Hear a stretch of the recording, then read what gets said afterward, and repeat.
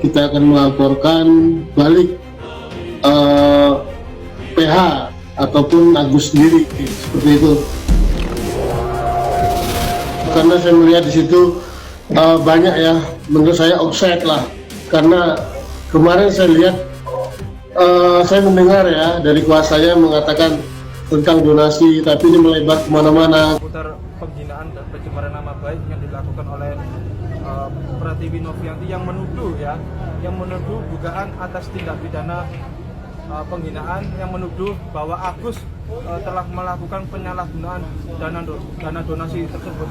Padahal faktanya, kalau menurutku pribadi nih ya, bukan dengan cara bayar utang orang, terus yang notabene itu tidak ada hubungannya ya untuk masa ini ya Om, karena bukan rumah dia juga gitu. Kalaupun emang dia butuh pendapatku lebih.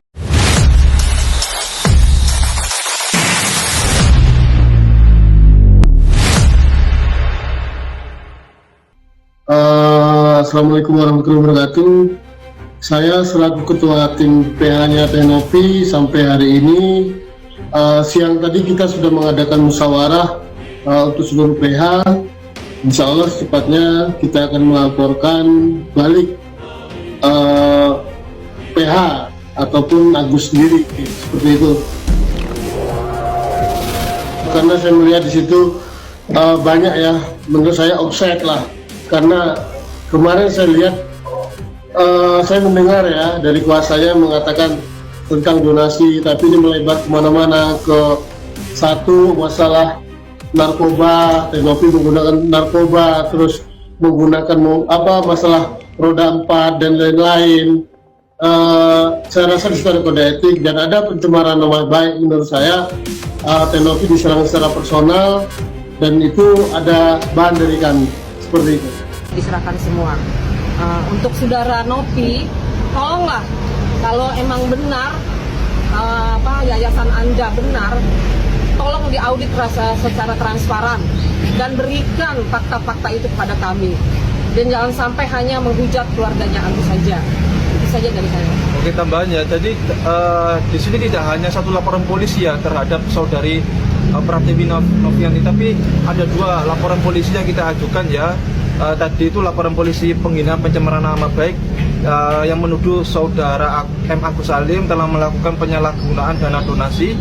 Itu laporan polisi yang pertama. Terus yang laporan polisi yang kedua adalah terkait dugaan tindak pidana pemerasan dengan ancaman pasal 369 KUHP, yang dimana terlapornya adalah saudari Pratiwi Novianti. Dalam bukti WhatsApp-nya, dia melakukan pemerasan dengan ancaman melalui HP milik istrinya Pak Agus Salim. Dia memeras dengan ancaman dengan kata-kata yang akan dilaporkan ke Dinsos, akan diviralkan, akan dilaporkan jika memang tidak menyerahkan mutasi rekeningnya. Padahal ya karena kita tertekan ya, padahal itu uang secara hukum adalah miliknya Agus. Seakan-akan Novi telah mengejar uang tersebut, makanya kita laporkan pasal 369. Saya sebagai pelapornya sendiri, Rizaldi Andriawan, telah melaporkan pasal 369 untuk agenda berikutnya. Kita akan menghadirkan Agus sebagai korban sendiri yang mengalami pemerasan dengan ancaman, karena uang tersebut sudah beralih kepada Pratiwi Novianti. Jadi ada 2 laporan polisi di sini ya, tidak hanya satu. Kita akan kejar Novi untuk mempertanggungjawabkan perbuatannya itu. Ya, Bang, kan itu laporan yang pertama soal pengancaman itu kan sudah beberapa minggu yang lalu ya, yang kita kemarin di SPKT. Bentar, saya belum selesai. Mungkin update-nya sudah sampai mana? Apakah udah ada pergerakan update terbarunya atau baru mandek gitu-gitu aja? Kalau hari ini kan pemeriksaan untuk laporan polisi penghinaan pencemaran nama baik yang menuduh Agus telah melakukan penyalahgunaan dana donasi. Ya, hari tanggal 6 kemarin saya sudah diperiksa sebagai pelapor sendiri, memberikan keterangannya di hadapan penyidik di Polda Metro Jaya, unit Renakta, terkait laporan polisi dugaan tindak pidana pemerasan dengan ancaman. Kami sudah menyiapkan bukti-buktinya ya, bukti-bukti WhatsApp yang dimana Novi telah melakukan pemerasan dengan ancaman akan diviralkan, akan dilaporkan ke dinas sosial, akan diusut, akan dilaporkan ke polisi. Padahal itu adalah uang haknya Agus ya. Di sini harus dipahami, uangnya adalah hak Agus. Artinya apa? Jika donatur telah melakukan transfer menyumbang kepada Agus, artinya secara kepemilikan uang tersebut adalah miliknya Agus ya.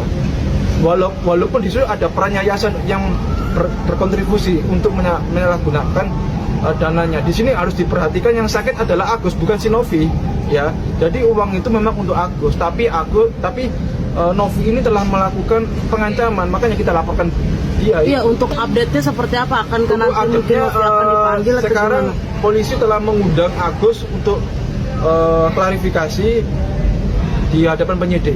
Bang, tadi kan bilangnya pemerasan ya? Iya. Pemerasannya dalam bentuk apa ya? Itu nggak masalah sebenarnya kalau untuk makan, untuk transportasi, itu kan kebutuhan dari Mas A juga, gitu. Itu yang prioritas yang harus dia lakukan, itu kan kebutuhan ya.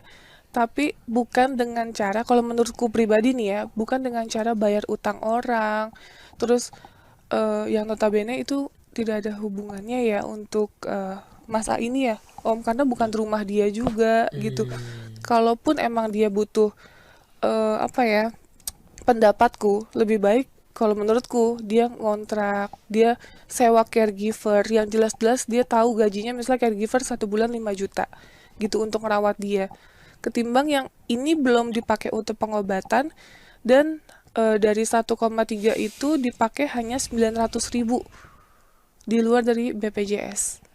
Dari 1,3 itu kan menjadi pertanyaan dong, yang jelas-jelas pada saat open donasi untuk operasi mata, bukan untuk bayar utang, bukan untuk kehidupannya gitu.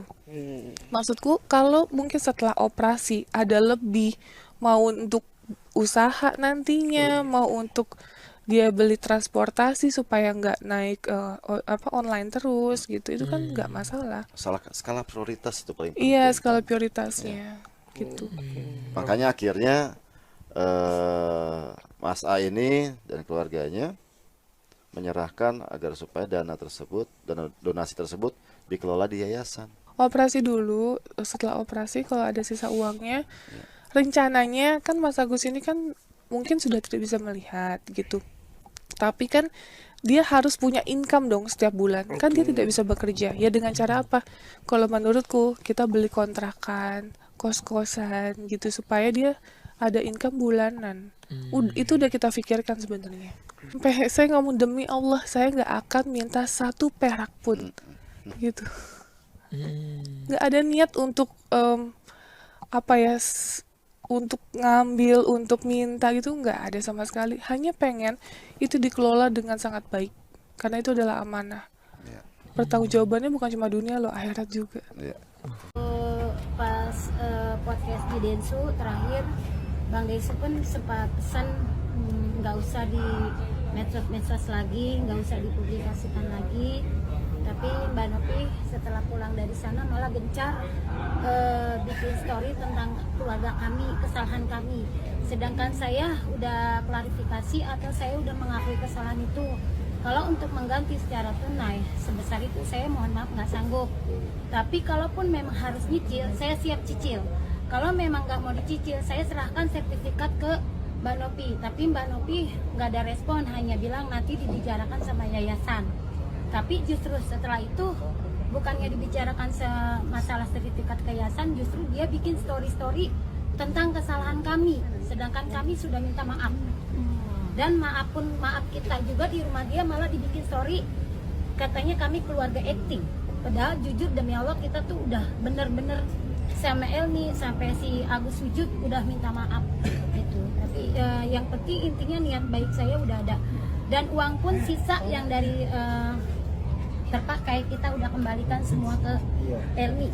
Iya guys, ternyata hari ini Teh Novi sebagai Ketua Yayasan Peduli Kemanusiaan ternyata juga telah membuat laporan kepada Agus karena memang kasus ini dianggap sudah tidak bisa lagi diajak ngobrol dan bicara baik-baik sehingga terjadi laporan seperti itu. Ada asap, tentunya ada api. Mungkin hal ini terjadi karena juga Agus dan pihak Agus itu masih saja kekeh untuk memenjarakan Teh Novi. Bahkan tidak hanya satu laporan yang dilayangkan kepada Teh Novi, namun ada 2 laporan. Di sini pengacara Agus muncul dan menjelaskan kepada wartawan bahwasanya ternyata laporan kepada Teh Novi ini ada 2. Yang pertama adalah pencemaran nama baik, yang kedua adalah tentang pemerasan, di mana LP tersebut telah dibuat oleh pengacara Agus dan juga dia siap, katanya ya, siap memberikan bukti-bukti chat WhatsApp Teh Novi kepada keluarga Agus, kepada istri Agus. Dia bakal siap memperlihatkan WhatsApp-nya seperti itu. Apakah benar mereka mempunyai bukti, memegang bukti yang akurat dan valid serta asli tentang yang dikatakannya bahwasanya Teh Novi itu ada melakukan pemerasan di WA, mengancam dan juga bakal menyebarkannya di sosial media. Nih guys ya, kalau memang Teh Novi melakukan seperti itu, ayo speak up dan juga sebarkan chatnya, buktinya, namun harus fakta dan valid. Tidak boleh mengarang cerita atau mengada-ngada, karena banyak sekali juga netizen di luar sana yang tidak percaya kepada Agus dan keluarganya, seakan-akan Agus dan keluarganya itu pintar acting guys, dan juga pintar bersilat lidah. Namun kalau memang apa yang disampaikan oleh pengacara Agus tadinya itu benar adanya, kita tunggu saja, asalkan bukti-bukti yang disampaikan, yang dilihatkan itu tuh benar-benar valid dan asli seperti itu. Dan juga guys, tampak di sini Teh Novi itu mengatakan bahwasanya dia itu sebenarnya tidak masalah kalau nantinya itu uang donasi Agus bakal dibelikan untuk kepentingan pribadinya, namun harus menggunakan uang tersebut dulu untuk prioritas. Skala prioritasnya yaitunya pengobatan mata. Toh juga nanti kalau misalkan uangnya berlebih, maka boleh banget kok untuk dipakai untuk membeli kendaraan agar tidak menggunakan online lagi, dan juga bisa membuka usaha dari uang tersebut asalkan nanti uangnya itu tuh berlebih dari pengobatan seperti itu. Tidak masalah, Teh Novi itu baik tujuannya, namun Agus lah yang sangat-sangat terburu-buru dan tergesa-gesa memakai uang tersebut, bahkan menggunakannya untuk bukan kepentingan pribadi sendiri lagi, namun keluarganya. Teh Novi menyarankan agar mengontrak saja, juga membayar orang yang merawatnya, misalkan per bulan 5 juta. Uangnya fokus kepada itu dulu, jangan untuk yang lain-lain seperti itu. Guys, itulah beberapa informasi mengenai berita Novi dan Agus. Lantas bagaimana tanggapan kalian mengenai hal tersebut? Silahkan berikan komentarnya di bawah ini sebanyak-banyaknya. Kami dari YouTube Desa TV mengucapkan terima kasih dan sampai jumpa.